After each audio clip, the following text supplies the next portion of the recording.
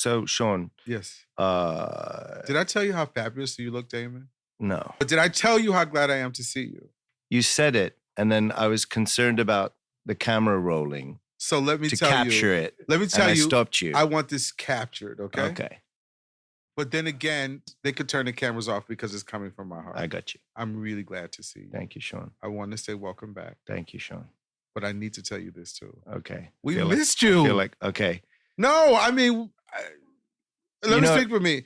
We had some of the most fun on your watch, some of the most creative things that you all are doing around the world, some of the biggest opportunities to intentionally practice peace. Are you kidding me?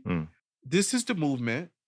What Mother is doing is definitely the movement, but on your watch specifically, we did some things that helped change the world. And I know it because people still ask me about those things. And it was during your tenure. Well, Sean, I'd love to dive in. I'm going to ask you questions about, about you and things I have no idea. But let's start right there because that's how we first met. That's how we connected. And, but I'm especially intrigued to know in reality, like how you see it showing up. And let me just preface it. We have a lot of members around the country, a lot of young people, a lot of people that work hard. It's hard work to campaign for something that makes a loud bang or a big voice, and you know better than me. And sometimes when you're in the local community, you wonder, well, what impact will this have beyond any given event? See, sometimes we fail to hear the stories. I hear a lot from Curtis, but yeah, I mean, I'm not asking you just to keep massaging the same point, but in reality, what did the Peace Starts With Me movement and the people that we were working with and bringing together, how did you see that fitting into culture in America today and in the realms in which you're working, where you see it showing up? So you use an interesting word. You said, how did you? It's not how do you? Did I? It's how do I? How do you? Yeah. It was a consciousness, first of all, that was necessary for people to have a reason to believe that peace begins with me, is the movement. We had, to a certain degree, no reason to even believe that. No reason to believe that we should not buy into the matriculation of every day, that we shouldn't respond the same way that people respond in life. There's no reason why I shouldn't fight you the same way that you fight me. There's no reason why I shouldn't be selfish and take it first. I don't have a reason. I don't have a suggestion. There's no antidote that sort of inclines me to believe that there's another way.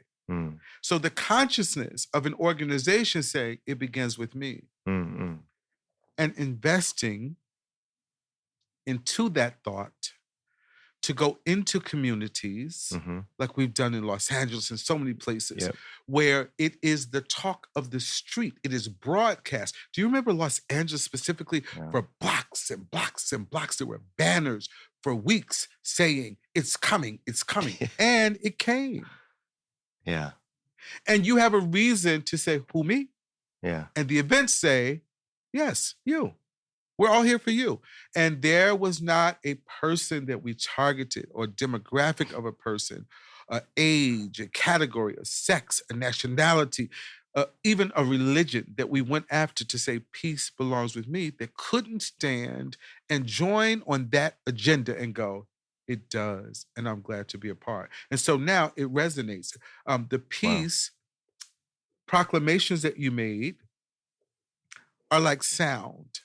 You make them, they reverberate. And you don't hear it anymore. I see. But it's still going, and it's still going, and it's still going. And when people say to me, what happened to this? When a person can singularly ask me about events like Peace Begins With Me, which is what made me say it, with all of the things that I do events around the world. You're involved in a lot of things. I didn't say country. Around the world. With some of the biggest names sometimes in the world. I've done a lot, from television to radio, just my own personality. I was a singer, just a lot of stuff, right?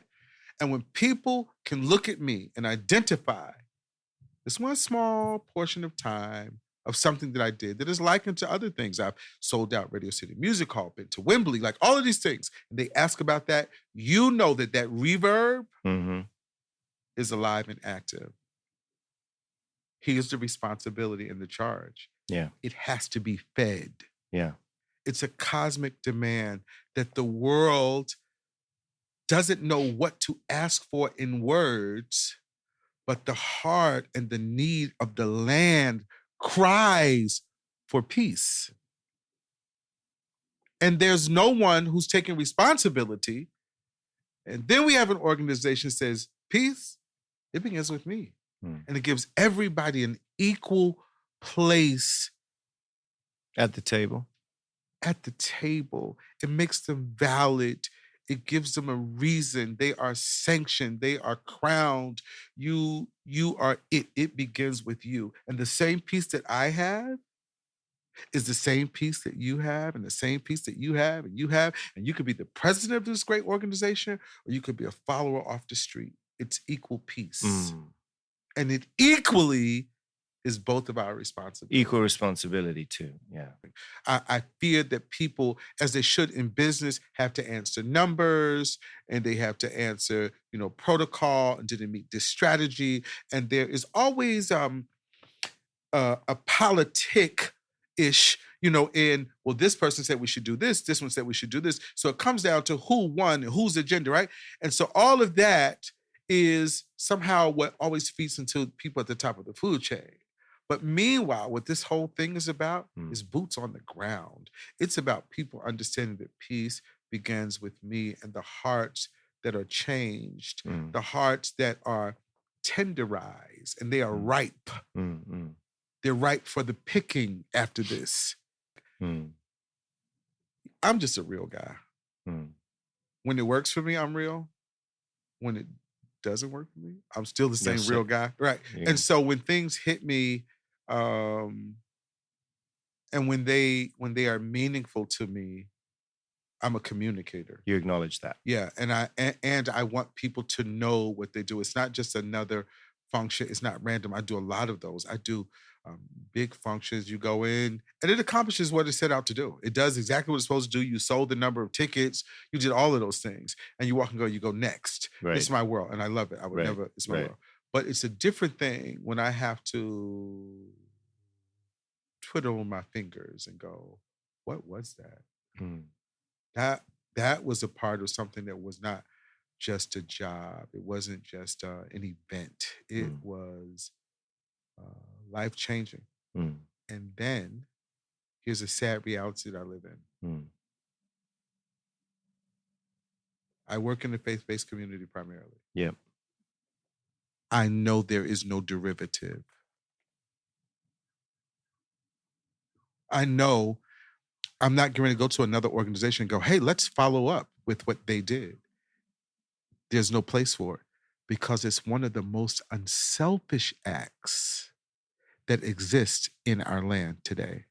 It's really about peace. Everything else has an agenda. I see. Now, I'm not saying that, other outlets are not concerned with peace, but this focus is peace beginning with me. And most other outlets have an agenda that focuses on something that will bring them immediate reciprocity that they can get something from. This seems like a very selfish agenda, selfless agenda that says, no, we just want you to know that it begins with you. And if you do that, if you do this, everything else will come. It's this, what comes from the heart is received in the heart. So there's no secondary or tertiary agenda. It's just like, how did you treat me? That's all I can go on right now, because this is all I know. And what you get back is, this is what you think of me?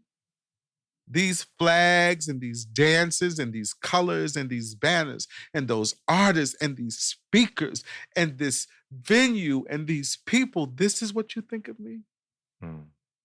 Thank you.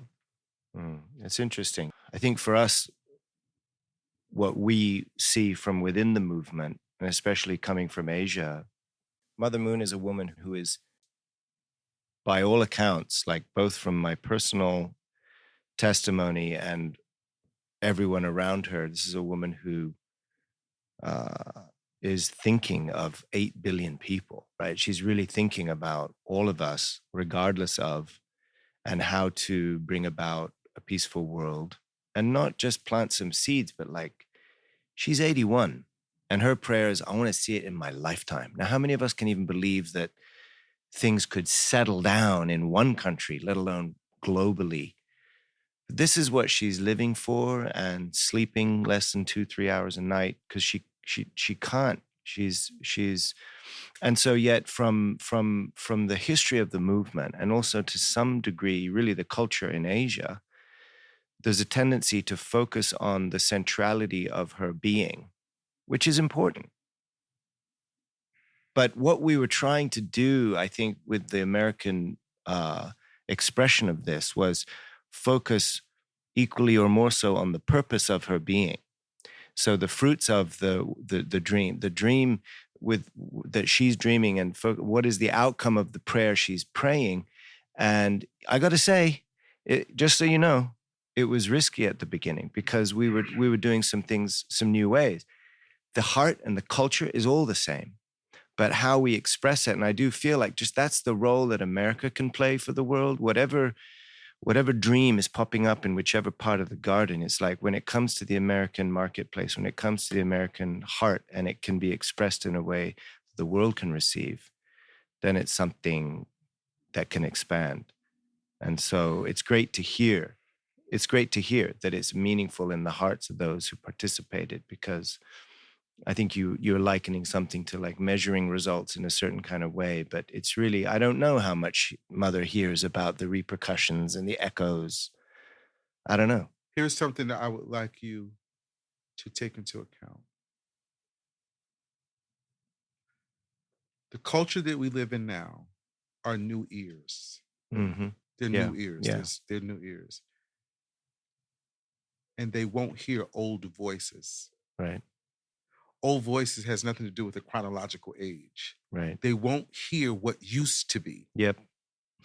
And old ears can't speak with a new voice. Mm. That's it.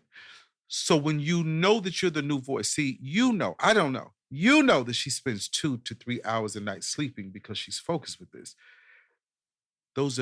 It's a new voice. Mm. They're saying peace begins with me. That's a new voice. And new ears want to hear a new voice. Mm-hmm. And that's the charge of the universe for you. I mean, it's clear to me now, like hearing what you're saying, it's clear to me. That's the charge from the universe for you, to let these new ears hear a new voice, because the old voice, the new ears ain't trying to hear. It didn't call for peace. The old voice didn't do that. The old voice called for institutions made unto men. Yeah. I told you I get myself in trouble easily. Yeah. But I tell the truth. So there's a spirit working with this that's going beyond those controlling systems. 100%. And it was ordained to be. Yeah. It was, okay. I'm a scripture guy. Oh. I knew you before you were even formed in your mother's womb. I knew you. Because I know what I created. I know the thoughts that I have concerning you, plans to prosper you and give you an expected end. I had this thing up here in my God mind. Mm. I created this purpose over here. I gave this purpose a promise that is irrevocable. It won't die, and it cannot be killed. But if you mistreat me, I will be unfulfilled purpose. Mm. If you don't lose sleep over me at night, if you don't activate and take action to what I'm giving you and I'm purpose, I'll be unfulfilled. Mm. But my promise to you is, as long as you pursue me, I won't die. I won't die on you. I don't care what happens, I won't die. And I don't care what they say about you. I don't care what they do to you. I can't be killed. You have to focus on one thing, making sure I'm fulfilled. Purpose and promise. I knew you before you were formed. So he puts that inside of mother before she's formed. Then we think we were created, right? Yep. We weren't. We were here. Let me show you how. Mm-hmm. He scooped up dirt that was already here, blew into it the breath of life, and then we became. So that dirt was already here. What's going to happen when we die? We're going back to the dirt. It's going to live. Fame! I'm going to live forever. I'm going to learn how to fly high. That's it. It is eternal. It is eternal. It's going to last forever. It's not meant to be understood. It's not meant to be agreed with. It's not meant to be voted on. It isn't. It is. It's because she is the mother of peace that your responsibilities become to fulfill the peace that you were given inside of your promise that goes with her promise. We're one body, fitly joined. Each member supplies. I'm not trying to tell you how to do your job. I'm just saying the peace movement was effective. That's what I'm just trying to say.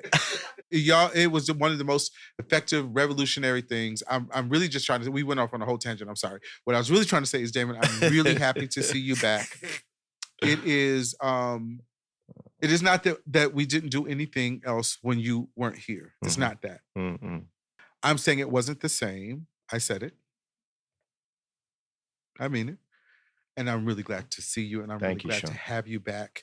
And I feel like somehow that you must have been somewhere advocating, working hard, fighting against the grain, pushing your way through in order to make happen some of the things that happened on your watch. And I am saying that the world is a better place, and I'm not blowing smoke, but it's a better place today because you are back and because I know that I can count on you to continue to be that champion of peace that we need in the world.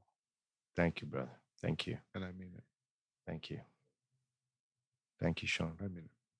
I guess we can end the meeting right there then. No, I want to talk about me. Me. No. I got. This episode of the Peace Starts With Me podcast is brought to you by our merch store. Check it out at peacestartswithme.com/collections. We have apparel and accessories for the whole family, including backpacks, pins, aprons, shirts, baby onesies and bibs, and more. Show your support and go to peacestartswithme.com/collections.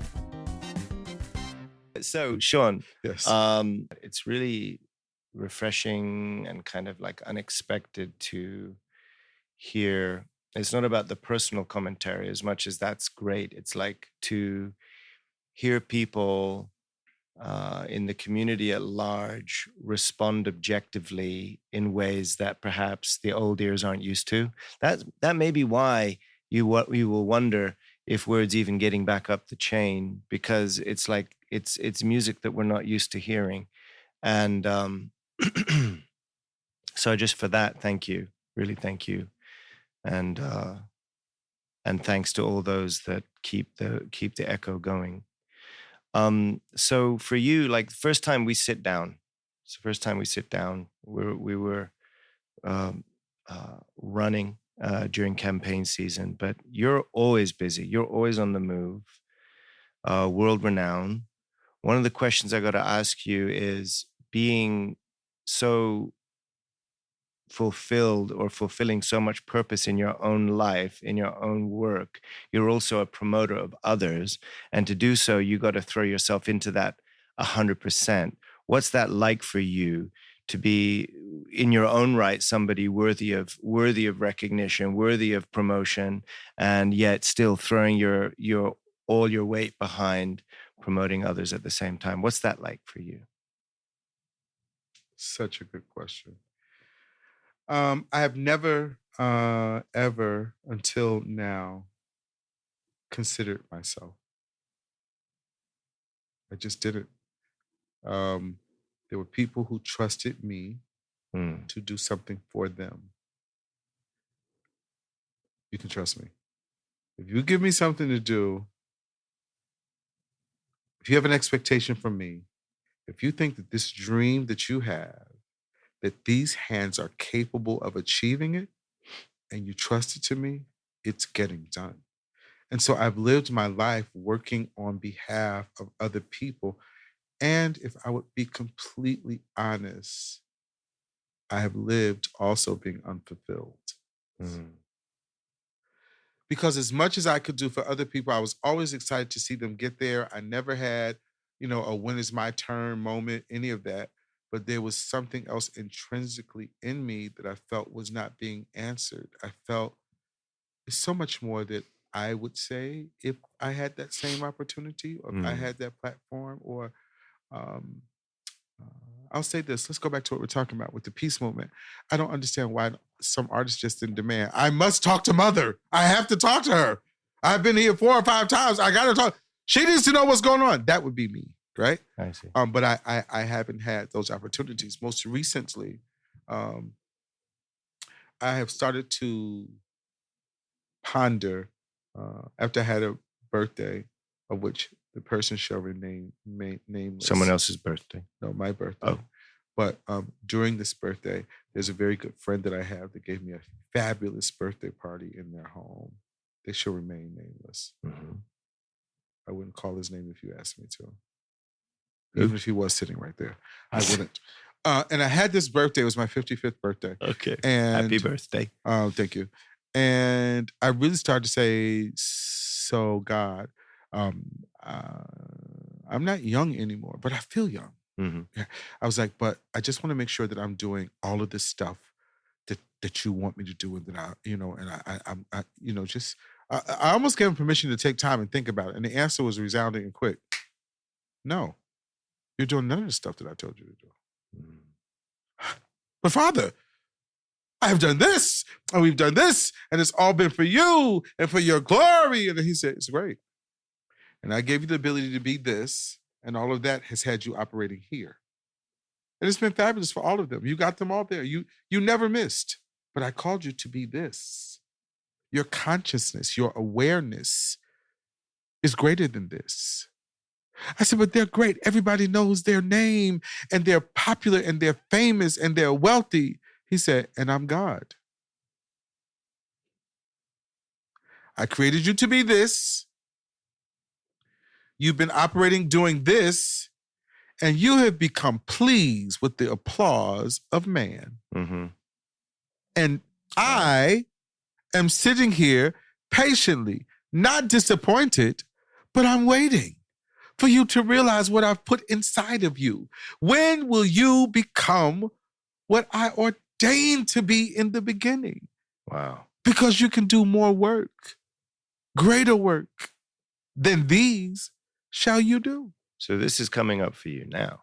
It is here. Right now. It is. On my 52nd birthday, I just finished reading a book, The 48 Laws of Power. Do any of you know what that book is? I know of it. I didn't read it. I know of so it. It's a book that is very controversial. Yeah. It's a lot of people use it as a leadership book. Yeah. A lot of rappers and other people have taken it as a place of like a leadership book, and just how to get to be on top, the Jay-Z's, and yes, I call names, like these people, right? And not these people in an external way, but people of that nature that have this kind of influence. And when I read it, it had some simple things in it that were like behead the master and other things that absolutely I refuse to digest. It's not peaceful. No. That's not peace. Doesn't so I refused to digest it, but it was relatable. And it made me think as though the truth was being potentially perverted. It had some powerful antidotes that could work, that could be inspirational or aspirational, but it came with some other things that were betrayal and manipulation and other things that just were not profitable for me as a human. This was your 52, you're reading this book. 52nd birthday. No, this is, I had read it. You had read it. On my 52nd birthday, I woke up, I sat in the bed, and I go to 48 Laws of Power. Whose power? Whose power? No. Here's how you're successful. I was always taught, put God first and do the right thing. That's what's going to make you successful. I was taught that nothing beats a failure but a try. you got to go try it. I don't care how many times you try it and how many times you fall.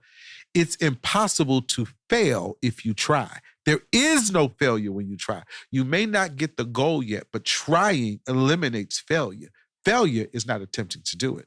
I was taught all of these principles. Great. So I started to write these things. It's in the book. I started to write all of these things, right? And when I get finished, I have 52 things that I'm reading. And I read it and I go, oh, wow, how coincidental is that? It's my 52nd birthday and I wrote 52 things. See. That's crazy. And I left it. I thought it was 50. We're talking about Sean's new book here. Yes, 52 Laws of Success. 52 laws of success. Laws. Don't tell me about 48 laws of power. It's only one that's powerful. Yeah. These are 52 laws of success. Follow these laws and you will be successful. People don't know how to measure success. Is it in how much you can gather and harvest in terms of things?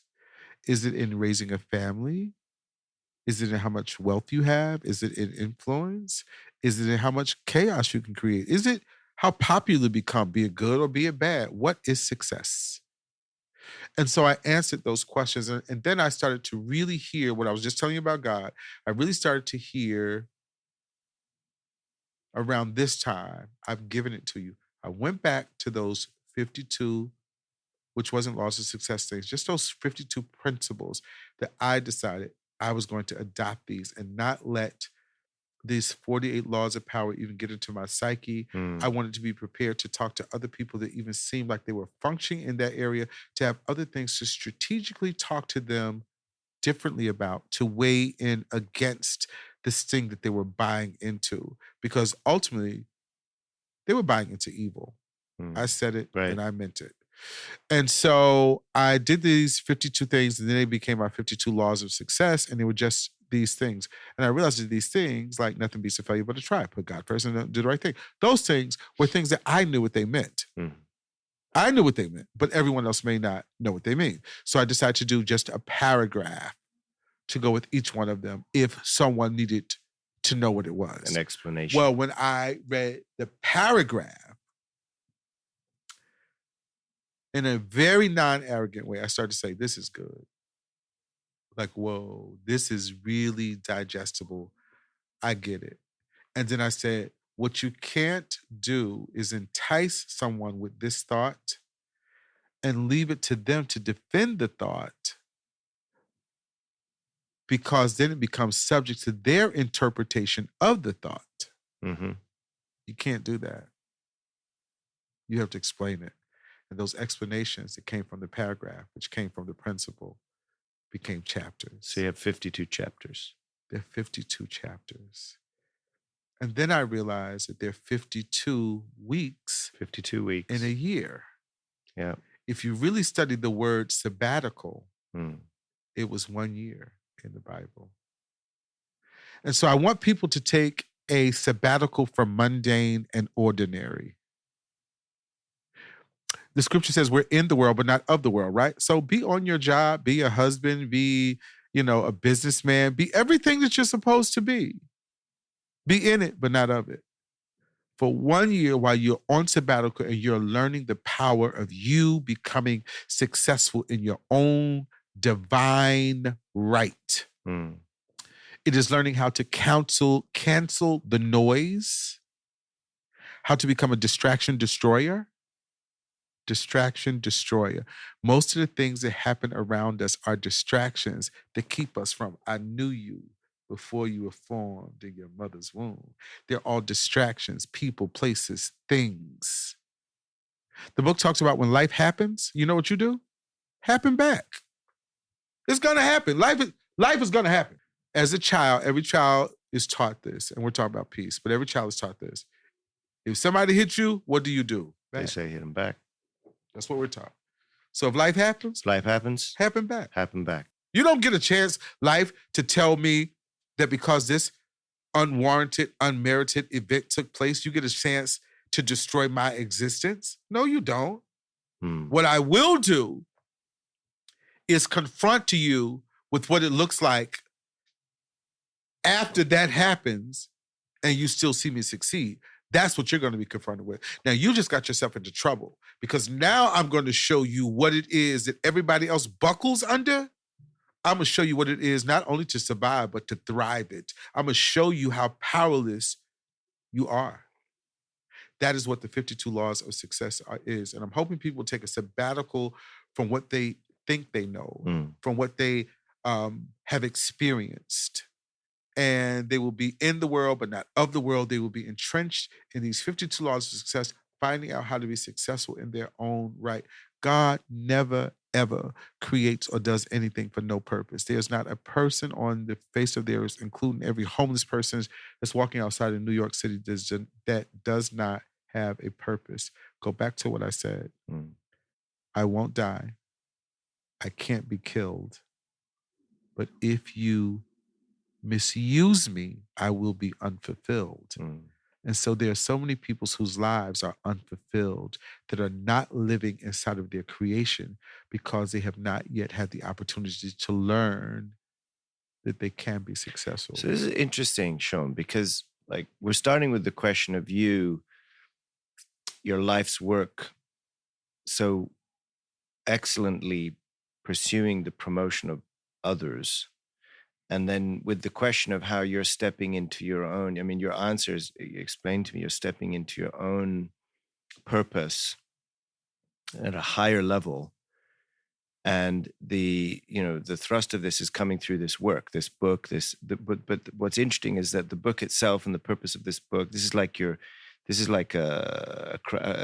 the moment, like a crowning jewel of your ministry in a sense, I feel, right? Yes. But it's still about the promotion of others in this sense, to the people who would pick it up. It's the promotion of their purpose. And it's just interesting to me that. Did you remember what I said? I said, I don't think about me that often. Even in your. For God so loved the world, he gave. I have something to give. Yeah. When he did this, yeah, it's hard for me to say now, at the risk of even remotely sounding arrogant, but the world can give me nothing. God gives it to me. And so I have something to give the world, which is him, with a new voice. Right. For new ears. Yeah. And so even the scripture says, take no thoughts for these things. If I do this for the fish in the sea and the birds in the air, what more wouldn't I do for you? I don't, I'm a person, I love me a lot. I love me a lot. But I love what's in me more than I love me. And I'm just publishing the book now. I asked my wife of 32 years to become my manager. And I'm a manager, right? That's what I do. She said, I can't do that. And I said, yes, you can. She said, what would I do? I said, everything you see me do for everyone else. Wow. And you know what she said? I got it. I love that. She said, I got it. I love because that. she's the person who's prayed for me, who's worried, who's been mad for me when people didn't do me right. And why are you going back there again? She's her. Do everything for me. That's you great. saw me do for other people. That's great. Great that you could ask for that. So I was going to start telling this story, but from a different perspective. I was born and raised in Newark, New Jersey. It's right over the bridge. I lived on the 13th floor. And my apartment faced east. So I could see all of New York City from the 13th floor.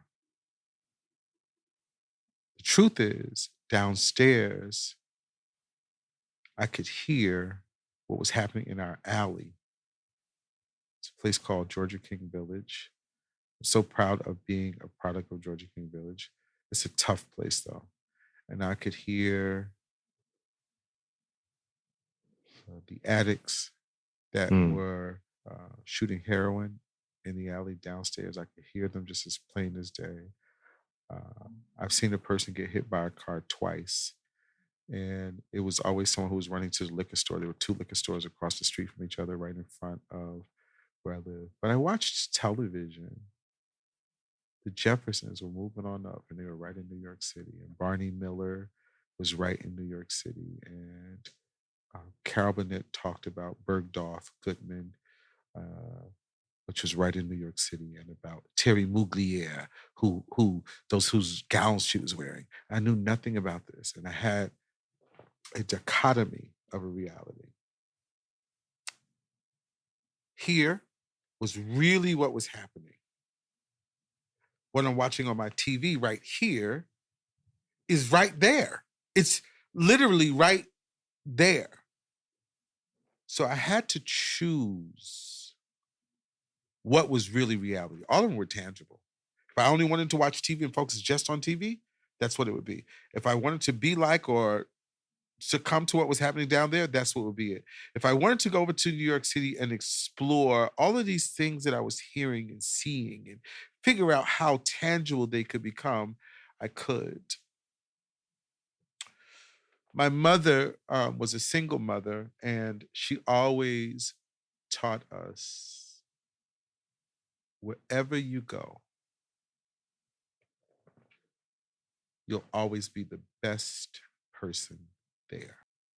You'll never be better than anybody, ever. But you'll always be the best. She said, if you happen to find yourself not being the best, just know you're not doing enough. When? Always. Where? Anywhere. Why? That's the way you were designed. Somebody has to be the best. It's you. Really? Absolutely. But you'll never be better than anybody. Well, how can I be the best and not be better? You're the best simply because you are. That is your role.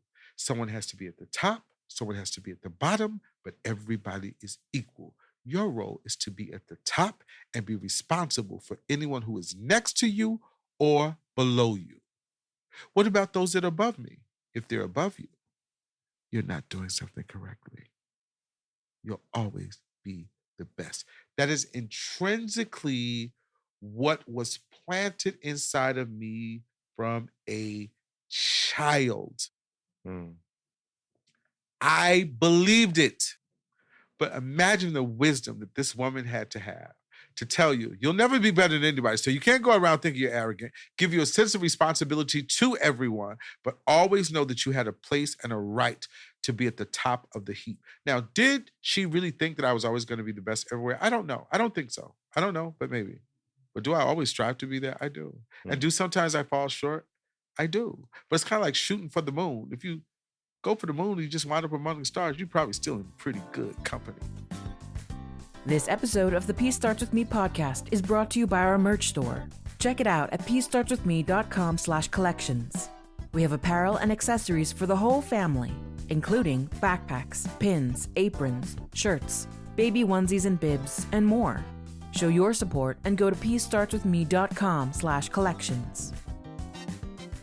And it is that woman who you see throughout this book, inside of these principles, who had these laws that all of her children lived by. We had these laws laced with our imagination, laced with our ability, that caused all of this stuff to happen. So a lot of the wisdom in the book comes from Mom? 100% comes from my mother. Coming over here is so serendipitous that we're talking about this. A friend of mine called and said, what do you think about this thing that Southwest has done with seats? They're giving Southwest Airlines. They're giving overweight people an extra seat now. Oh, yeah? That's what a friend of mine called me and said. And so she said, what do you think about it? And I said, it depends on what perspective you're asking me the question. And I said, first, let me say this. There's a misnomer that when people are overweight, it's because they don't eat right. They're not this, they're not that. I say it's as big as a disability as anything else. My mom died trying not to be obese. Trying not to be. Yes. I had gastric bypass surgery. I used to be 100 pounds heavier. My wife had gastric bypass surgery a year after having gastric bypass surgery. My mom went to the same hospital, the same doctor, had the same procedure. And she died 3 days later. Oh, no. She died begging me not to let anything happen to her. I'm sorry. Don't be. When was this? How long ago? 2005. Oh. Don't be sorry. I have learned some of the hardest lessons ever in life, but I have learned some of the best lessons in life. And one of the lessons that I have learned in life and from her death now, Curtis will tell you if he would talk to you offline on a very personal note, I was gone. I built the largest faith-based agency in the world, and I threw it away. At that time? Yes. What was that? What was the name of that? Flipside Entertainment Agency. Okay. I still have the agency, but I had 19 artists. 12 or 13 of those artists were in the top 40 of the gospel charts on Billboard. You essentially could not do anything in gospel music without Flipside. my agency. Yeah. So what did that teach you? At that time, it didn't teach me anything. If I were to be honest, I had a lot of questions for God. I said, I've given myself to you. I've done everything that you asked me to do. And I was so angry. And I said, what has it mattered if in the end, when I really call on you and really need you, you won't show up? I've had so many opportunities to do so many other things. I stayed focused on the kingdom. I tried to do what you said. And she's trying to be better. So, insurance denied my mom 6 times from having gastric bypass surgery. 2005, we had the open surgery. Now it's like laparoscopic. So they cut you from here to here. They did a whole reroute of your intestines. Very invasive, very dangerous. Deal. People, very, very dangerous. Insurance denied her 6 times. They made her go to the gym. She's 5'4". You got to get below a certain, you got to show, right? Certain weight. She's 5'4", 350 pounds. Your BMI, your body mass index has to be at a certain thing. You have to lose a certain amount of weight. So they made her go to the gym. Things that were absolutely humiliating for this 62-year-old woman. She did them all because she was desperate. She was desperate to be better and to be out of that body. And they denied her 6 times. One of the things that's in my book. She said, no is nothing more than an opportunity for someone to tell you yes. So no never meant no. It still doesn't mean no to me.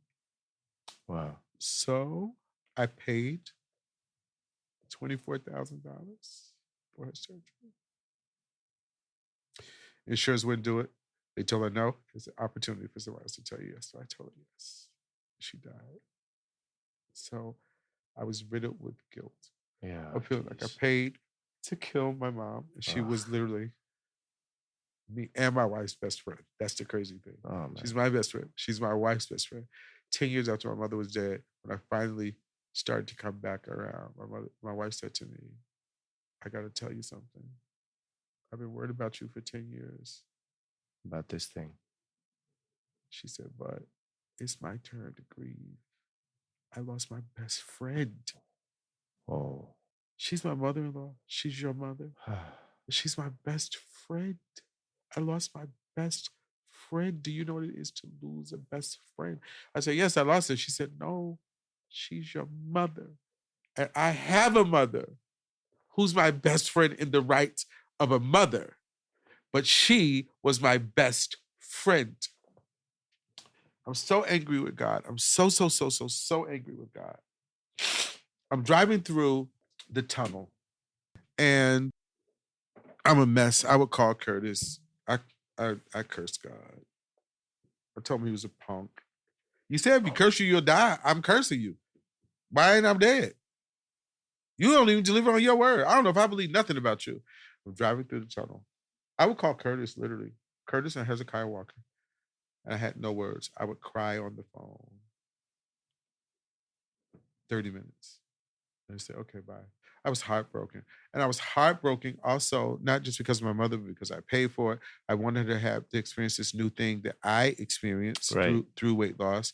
I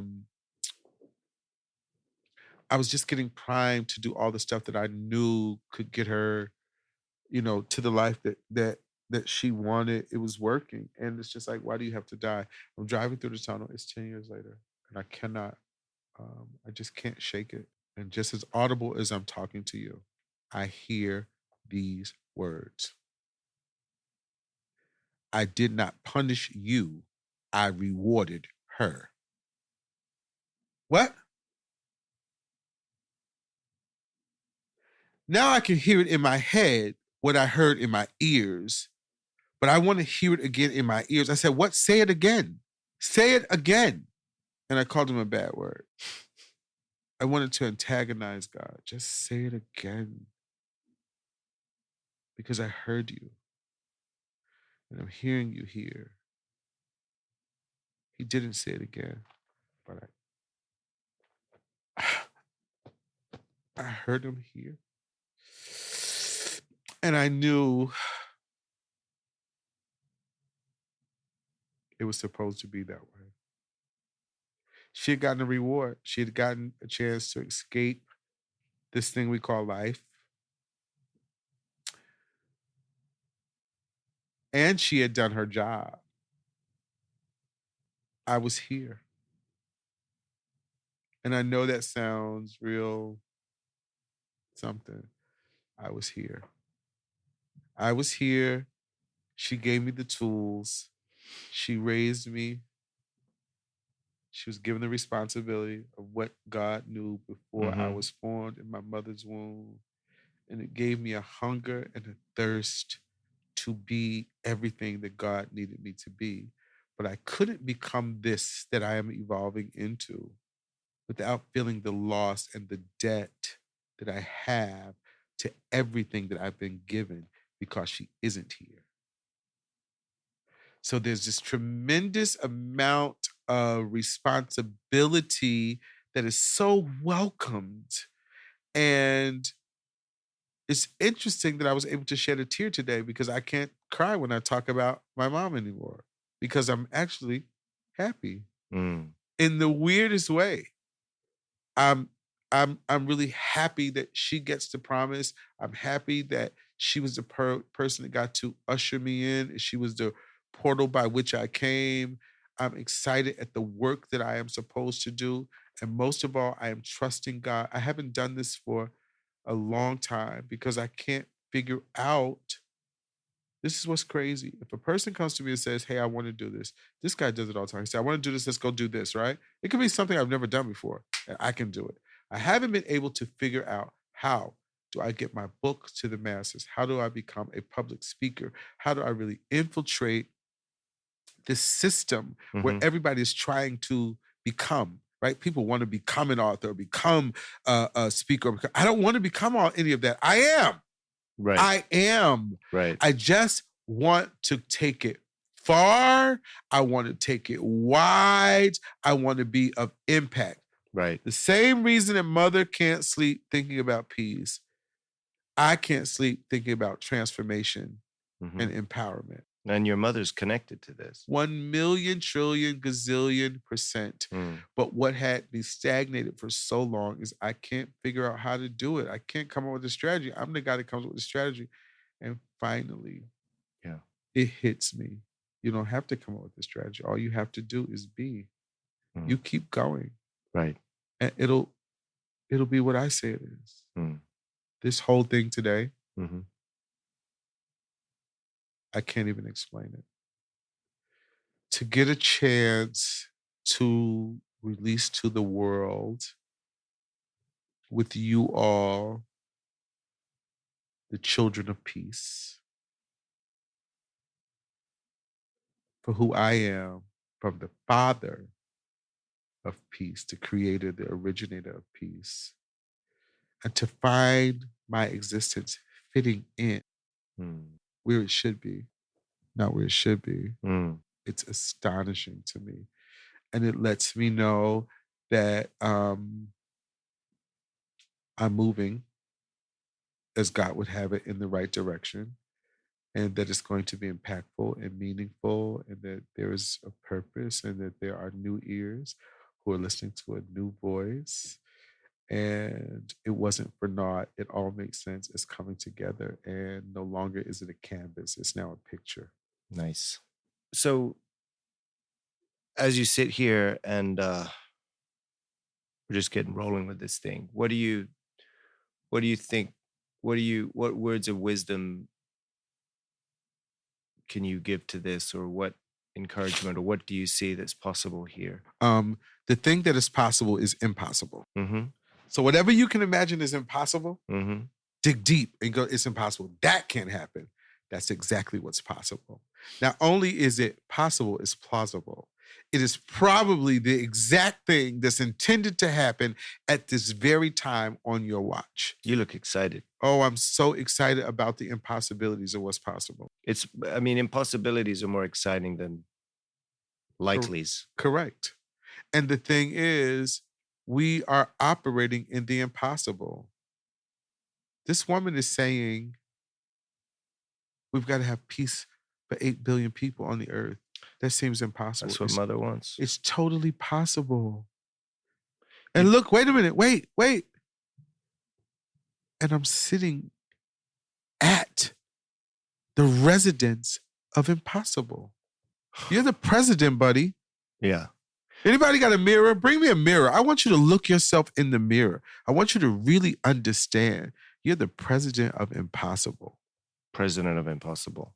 Something, by the way, Sean, that you're sharing about your chapter in life is similar for me. Huh? Yeah. We'll get to it another time.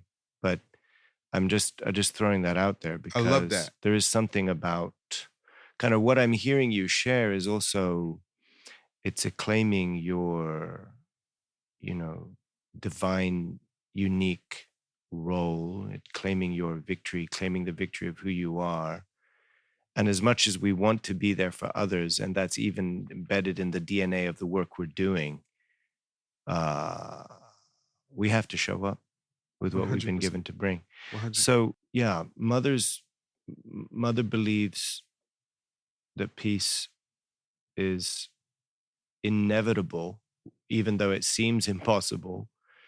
We're rolling with this platform. We're putting together this platform. After 3 years, there's been a lot of contraction. There's been a lot of being careful. There's been a lot of, even watching what we spend in both practical means.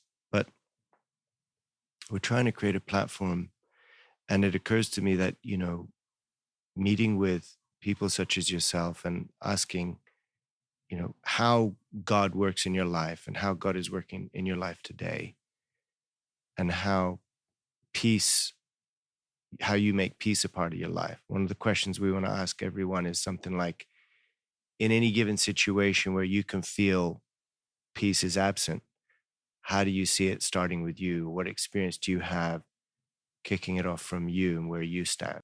That's a really good question. Well, when I show up, it's going to happen. Guess what shows up? Peace. Why?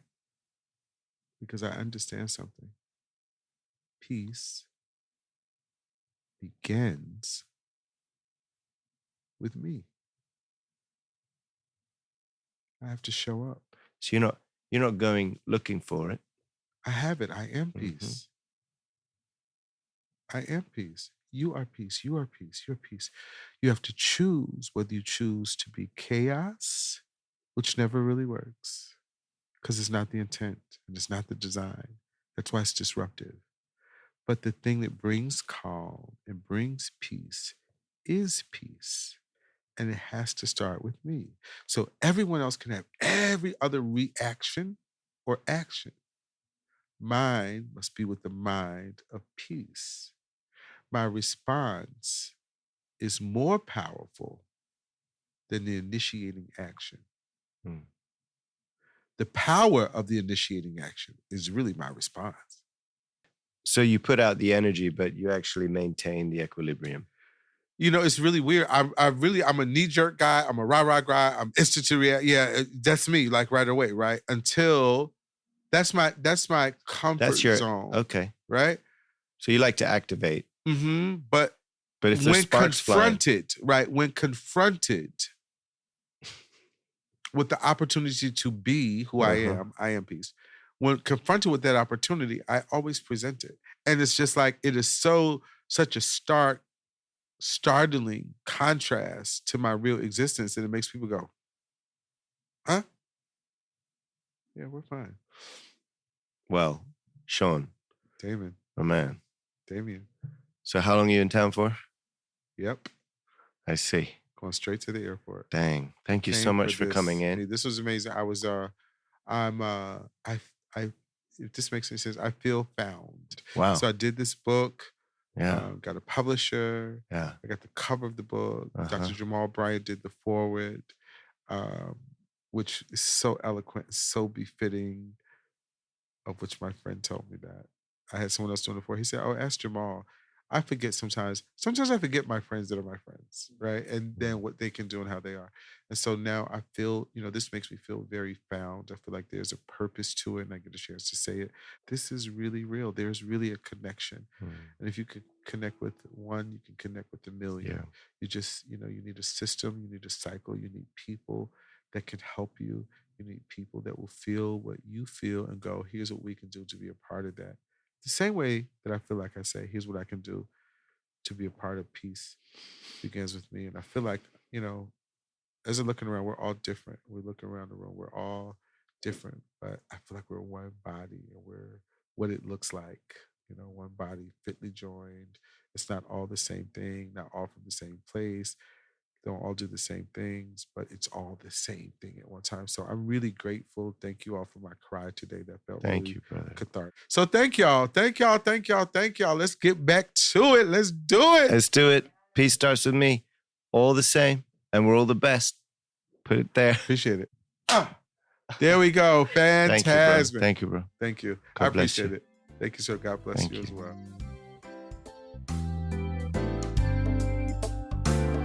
Peace Starts With Me podcast is produced and directed by A. Curtis Farrow.